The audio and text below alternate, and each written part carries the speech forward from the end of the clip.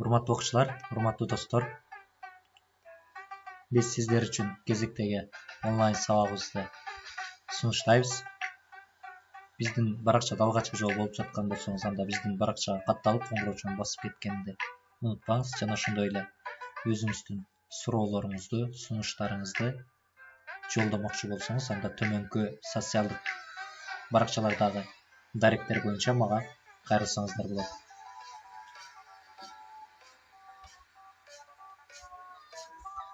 Урматтуу окуучулар, бүгүнкү сабагыбыз 7-чи сабак. Темабыз сынатууч боюнча талдоо. Талдоонун ирети. Сынатууч боюнча биз талдоо жүргүзгөндө эмнелерге маани беришибиз керек? Биринчи, сынатуучтун берген мааниси анын грамматикалык түзүлүшүнө. Экинчи, уңгу мүчөгө ажыратуу кайсы сөз түркүмүнөн жасалгандыгын аныктоо, кайсы мүчөлөр аркылуу жасалды. Үчүнчү, сынатуучтун сүйлөмдөгү аткарган кызматы. Демек, сынатууч боюнча талдоо жүргүзгөндө ушул иреттикке маани беришибиз керек.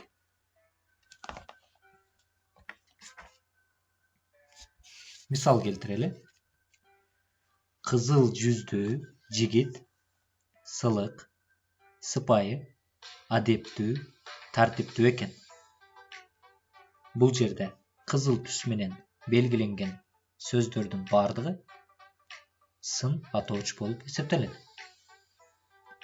Кызыл жүздүү сынатууч заттын сыпатын билдирип, кандай деген суроого жооп берди.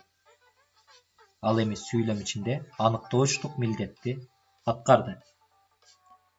Уңгусу кызыл жүз, мүчөсү дүү, сүйлөмдүн аныктоочу татаал түзүлүштө турат. Ал эми кийинки сылык, сыпайы бул сөздөр уңгу түрүндөгү сынатооч кандай деген суроого жооп берди. Жөнөкөй түзүлүштө сүйлөмдүн бир өңчөй баяндоочу. Адептүү, тартиптүү жөнөкөй түзүлүштөгү сынатооч кандай деген суроого жооп берди. Сүйлөмдүн бир өңчөй баяндоочу. Уңгусу адеп, тартип, зат атооч. Ал эми луу мүчөсү уланып, заттан сынатооч жасалды. Экинчи сөзгө маани бере турган болсок, сүйлөмгө мээниткеч адам кичине болсо да чоң күч десек же болбосо кандай адам? Мээниткеч адам. Демек, кандай деген суроого жооп берип, бул сүйлөм ичинде аныктоочтук милдетти аткарды. Ал эми түзүлүшү боюнча бул негизинен жөнөкөй, грамматикалык түзүлүшүнө карата жөнөкөй сынатооч, уңгусу мээнит, мүчөсү кеч. Демек, туунду сынатооч десек болот. Уңгусу мээнит зат атооч, зат атоочтон сынатооч жасалды. Урматтуу окуучулар, андай болсо силер үчүн үй тапшырма. Төмөнкү эки сүйлөмгө сынатууч боюнча талдоо жүргүзгүлө. Аны өзүңөрдүн кыргыз тили жана адабияты мугалимиңерге жибергиле. Биринчи сүйлөм кайрымдуу жүрөк картайбайт. Экинчи сүйлөм максатсыз жашаган адам агып бара жаткан дөңгөчкө тете.